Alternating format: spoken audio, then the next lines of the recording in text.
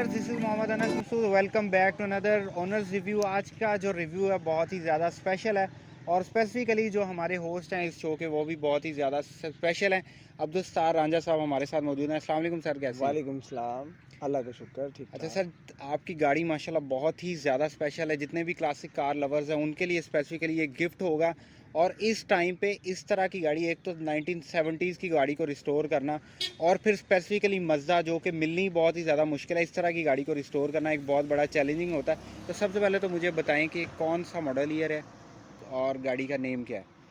ये जी मज़दा कंपनी है, मज़दा और 929 और इंग्लैंड मॉडल है और ये 75 मॉडल है। ठीक है। और ये अभी मुझे इसको रिस्टोर करते हुए तकरीबन 1 साल से ज़्यादा का अरसा लगा है इसको इस पोजीशन पर पहुंचते हुए। हम्म। तो डेफिनेटली काफ़ी टाइम लगता है। हम्म। ओल्ड मॉडल्स को उनको एक्चुअल लुक में लाने के लिए काफ़ी टाइम भी लगता है और एफर्ट भी लगती है। बिल्कुल ऐसे ही है, बिल्कुल। उसका तो कोई नहीं है। तो थोड़ी सी हम हिस्ट्री की अगर बात कर लें तो ये जो मज़दा, स्पेसिफिकली मज़दा तो एक ब्रांड नेम ऐसा है कि जितने भी कार एंथुजियास्ट हैं वो इससे वाकिफ़ हैं। और जी। स्पेसिफिकली आजकल के जो यंगस्टर्स हैं मज़दा RX-7 या RX-8 जो रोटरीज़ हैं उनको एग्जैक्टली बहुत ही ज़्यादा एग्जैक्टली। पसंद करते हैं। तो अगर मैं कहूँ कि ये जो मज़दा ल्यूस भी इसको कहते हैं जी जी जापानीज़ मार्केट जी में, जी तो it's father of Mazda RX-7 और मज़दा RX-8, एग्जैक्टली क्योंकि ऐसा ही है। इसमें जो वो कूपे वाला वर्जन आता था उसको RX-4 कहते थे, जिसमें फ़र्स्ट टाइम मज़दा ने रोटरी को इंट्रोड्यूस करवाया था। तो इस गाड़ी को हम फादर ऑफ मज़दा RX-8 या RX-7 के तो गलत नहीं होगा। तो बिल्कुल। मतलब इतनी ये लेजेंडरी गाड़ी है।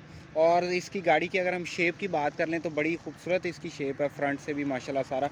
तो वो उनकी भी बात करते हैं। सबसे पहले थोड़ा सा पीछे चलते हैं कि जब आपने गाड़ी 1 साल पहले ली, डिसीजन कैसे बना और फिर गाड़ी आपको मिल कैसे गई? इतनी रेयर किस्म की गाड़ी है ये। बस असल में इस गाड़ी को एक तो लिया तो मैंने, हमारे बुज़ुर्ग हैं उनके घर में खड़ी हुई थी। और जो असल में ओल्ड गाड़ियों में जो सबसे ज़्यादा देखा जाता है, जिसके तो पार्ट्स हैं जो भी जितने भी इसके लगे हुए हैं वो कंप्लीट होना बहुत ज़्यादा हाँ, ज़रूरी पूरे है। हैं। अगर वो पूरे हों तो फिर गाड़ी को अच्छे से बनाया जा सकता है। अगर कोई पार्ट कम हो तो आपको पता है कि इन ओल्ड मॉडल्स का सामान ढूंढना सबसे पहले तो बड़ा मुश्किल है, और अगर बिल्कुल मिल भी जाए तो बड़े महंगे दामों में मिलता है। बिल्कुल ऐसे ही है। नंबर 2, वो उनके घर में ठहरी हुई थी तो हमने उनसे बड़ी रिक्वेस्ट करके ये गाड़ी उनसे ली। तो उसके बाद हमने इसको रीस्टोर करना शुरू किया और आप देख सकते हैं 1 by 1 तमाम चीज़ें हमने बड़े ही तरीके से इसको सारा रीस्टोर किया है। और इसकी कुशनिंग हो गई, इसकी सारी लेदर सीट्स हो गई, और बाकी सारी सारे मामला। मॉडिफिकेशंस की तरफ आते हैं तो जब आपने ये रॉ हालत में गाड़ी ली थी, ज़ाहिर कंडीशन अच्छी जी नहीं जी होगी। जी जी जी उस जी वक्त आपको ये गाड़ी कितने में पड़ी थी? रफ मुझे आइडिया उस दे दें, वक्त, क्योंकि इस वक्त जी तो जी प्राइस ज़्यादा होगी ऐसा ऑब्वियसली। ही है। उस वक्त मुझे ये गाड़ी पड़ी थी 1 लाख कोई 80 से 85 हज़ार के दरमियान मुझे गाड़ी पड़ी थी। जाहिर बात है इसकी हालत काफ़ी खस्ता थी। हम्म। तो उसके बाद फिर अभी आप देख सकते हैं कि उस कंडीशन में और इस कंडीशन में, वो भी आपको मैं शेयर कर देता हूँ तस्वीरें जी जी, इसकी। वो पिक्चर्स हम साथ लगाएंगे। जी जी अच्छा, ये जो पुरानी 1970s की गाड़ियाँ हैं, सबसे पहला तो इम्पोर्टेंट चीज़, इनका लोहा इतना मजबूत होता है। डेंटर हजरात इनको हाथ ही नहीं डालते कि इन गाड़ियों को असल कंडीशन में लाना बहुत ही ज़्यादा मुश्किल होता है। जिस तरह आप पुरानी मार्क 2 देख लें या कोरोना देख लें, वो भी, ये गाड़ी तो उससे भी ज़्यादा सॉलिड किस्म की। जी जी टोयोटा से एक सुपीरियर ब्रांड है मज़दा, जी। समझा जाता है। तो इसका डेंटिंग वगैरह पे आपका, सबसे पहले तो आप गए होंगे, तो डेंटिंग पे कितना टाइम लगा और कितनी मुश्किल थी वो? पहले तो मैं 2-3 डेंटर्स के पास गया हूँ। तो आपकी बात बिल्कुल ठीक है। कोई भी जो नए डेंटर्स हैं जो हम्म आजकल चल रहे हैं, तो उन्होंने इसको पकड़ने से इनकार कर दिया। हम्म तो पुराने हमारे कुछ डेंटर्स बैठे हैं तो उनके पास गए तो उन्होंने मुझसे समझ लें कि डबल चार्ज किया है। इसका लोहा मोटा है और उसके अलावा जो जिस तरह इसकी राउंड वाली शेप है तो उसमें उनको टाइम लगता है। हम्म। तो वो भी अपनी जगह पे सच्चे वो हैं। भी सच्चे हैं, तो क्योंकि ये लोहा बहुत ज़्यादा तो मजबूत है। समझ लें कि अगर रूटीन की डेंटिंग का 40 से 45 हज़ार लगते हैं तो मुझे इसको डेंट करवाने में तकरीबन लाख रुपए से ज़्यादा की कास्ट है ये। बिल्कुल ये वर्थ करती है। और इसके आप देख लें कर्व्स वगैरह, हम ये शॉर्ट्स भी लगा देंगे। और जो कर्व्स वगैरह आपने इनको प्रॉपर रखा हुआ है, और मैं जी बैक साइड पे नोटिस कर रहा था, मुझे इसकी करैक्टर लाइन डिग्गी से आती हुई पिछले डोर जी तक जी आती है, उसको भी बिल्कुल आपने ये प्रॉपर किया हुआ है। और माशाल्लाह कोई किसी किस्म की ढलक नहीं है इस गाड़ी के बिल्कुल अंदर। बिल्कुल ऐसे और ही। फिर आपने पेंट चूज़ किया, बड़ा यूनिक कलर है, ब्लैक का और इसका कॉम्बिनेशन। अभी तो गाड़ी आपके अंडर कंस्ट्रक्शन है, जी बन रही है मजीद। तो पेंट माशाल्लाह आपकी बड़ी खूबसूरत सिलेक्शन है, क्लासिक कार्स में बड़ा प्यारा लगता है। तो बिल्कुल। इसकी पेंट पे कॉस्ट वगैरह क्या आई और पेंट का आइडिया कैसे आया ये कलर के? पेंट की कास्ट मेरी काफ़ी ज़्यादा आई है क्योंकि मैंने ये पूरी गाड़ी खोल दी थी हम्म और इसको नए सिरे से बिल्कुल इसको मतलब कह लें कि आप इसको बॉडी अलहदा कर ली थी, तमाम पार्ट्स के अलहदा कर लिए थे, तो ये ज़ीरो से रिस्टोर हुई है। तो उसके ऊपर डेफिनेटली मतलब हर पार्ट जो इसका है वो पेंट हुआ है, अंदर से भी हमने इसको पेंट किया है। पेंट के अलावा इसके अंदर हमने एक गार मिलती है जिसको आप कह सकते हैं कि जो फाइबर लेयर टाइप या इस तरह फाइबर लेयर टाइप होती है, वो पूरी गाड़ी को नीचे से भी हमने उसको डंप किया है, अंदर से भी सारा लगाया है। फिर उसके बाद और भी बहुत सारे इसमें प्रोसेस आए हैं। तो इसकी मैं अच्छा, आपको ये खास की बहुत क्या बात इंपॉर्टेंट बताऊं? चीज है। जी कॉस्ट का तो फिर वो जी अनलिमिटेड ही हो जी गया जी ना जी हिसाब, जी जी और बिल्कुल शौक में तो फिर वो मूल ऐसा वगैरह वो ही देखा है, नहीं ऐसा जाता। ही है। ये वैसे ये बड़ी इंपॉर्टेंट बात आपने बताई कि गाड़ी को अगर आपने रिस्टोर करना है तो फाइबर की लेयरिंग वगैरह इस तरह की चीज़ वो करवा लेनी चाहिए। फ्यूचर में आपकी गाड़ी फिर वो रस्ट वगैरह से बच जाती है, जंग बिल्कुल आलूद ऐसा ही होने है, से बच बिल्कुल जाती है। बिल्कुल। और फिर नेक्स्ट आ जाते हैं इंजन, मैकेनिकली गाड़ी इंजन। आपने जो भी क्लासिक कार्स को ऑब्वियसली लोग करते हैं, टोयोटा एक रिलायबल ब्रांड समझा जाता है, तो टोयोटा का इंजन डाल लेते हैं। तो मुझे अब इसका नहीं पता है हुड के अंदर कौन सा इंजन है, तो आपने इंजन कौन सा स्वैप किया? इसमें जो इसका मज़दा का इंजन तो नहीं था जब मैंने गाड़ी खरीदी थी, तो इसमें वही जो स्टॉक इंजन ही कह सकते हैं, जो डीजल है 1C का, तो वही इंजन था, उसको मैंने ओवरऑल करवा लिया था। अब उसकी वजह ये बनती है कि आपको पता है आजकल जो महंगाई के हालात हैं, तो आप अगर कोई नए मॉडल का या ज़्यादा सीसी वाला इंजन डालते हैं तो वो पेट्रोल आप अफोर्ड नहीं कर सकते हैं और आपकी कास्ट बहुत ज़्यादा आ जाती है। तो मुझे इस इंजन के साथ 20 प्लस की एवरेज मिल रही है। तो अब मुझे जो एवरेज है वो आल्टो नए मॉडल वाली वो मिल रही है, बिल्कुल ऐसे। और जो मुझे टेस्ट है वो विंटेज कार वाला मिल रहा है। अच्छा, और नया जो इंजन है वो इसको कॉम्प्लीमेंट भी नहीं करेगा। अगर आप टोयोटा के लेटेस्ट इंजन डाल देंगे तो एक तो वो कॉस्ट वगैरह वाला भी फैक्टर आ गया, जो पुरानी क्लासिक वाइब है वो इंजन इनके साथ कॉम्प्लीमेंट करते हैं, इतने हैवी वेट को वो लिफ्ट कर सकते हैं, वही इस गाड़ियों के लिए बेस्ट रहते हैं। जी वो भी बात ठीक है, लेकिन कुछ इंजन ऐसे हैं जो नए मॉडल्स में आते हैं वो इन गाड़ियों के लिए बेहतर है, वेट के लिए बड़े लाइक 3S का इंजन है, और उसके अलावा 1JZ 2JZ जो 2500 3000 सीसी पेट्रोल रियर व्हील गाड़ियों के जो इंजन आए हैं टोयोटा के, वो इन गाड़ियों में डलते हैं। और हो सकता है कि जैसे ये अंडर प्रोसेस है तो इसमें मैं वो पेट्रोल इंजन डाल दूं। उसमें ये है कि आप जो है ना इससे हम अच्छी परफॉर्मेंस ले सकते हैं और हमें हार्स पावर अच्छा मिल जाता है। आप उसके थ्रिल को फिर एंजॉय कर सकेंगे। वैसे तो डेली ड्रिवन के लिहाज से भी गाड़ी की है ये इंजन 1C, इस लिहाज से बड़ा ज़बरदस्त किस्म का है। तो अब हमने मैकेनिकली भी बात कर ली कि आपने उस इंजन को रिस्टोर किया, उस पर कितनी कॉस्ट आ गई थी आपकी?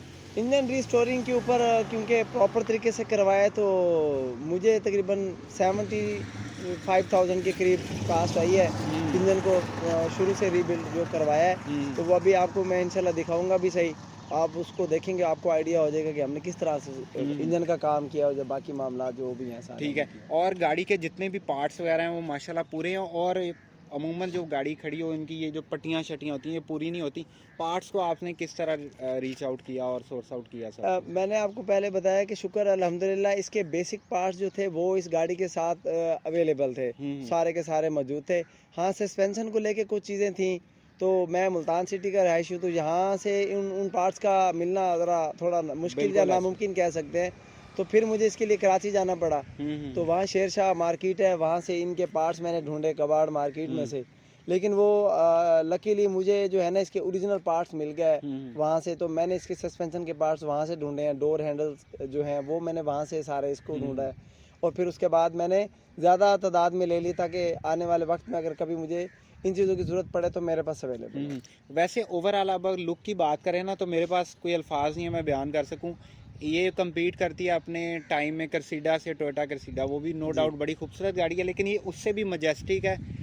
आई डोंट नो कैमरा इसके साथ जस्टिस कर रहा है नहीं, एक्चुअल में देखें तो बड़ी जायंट, या जो लोग टोयोटा कोरोना या मार्क 2 देखते हैं उससे बड़ी, और उससे भी इसका साइज़ बड़ा मजेस्टिक और बड़ा खूबसूरत लगता है।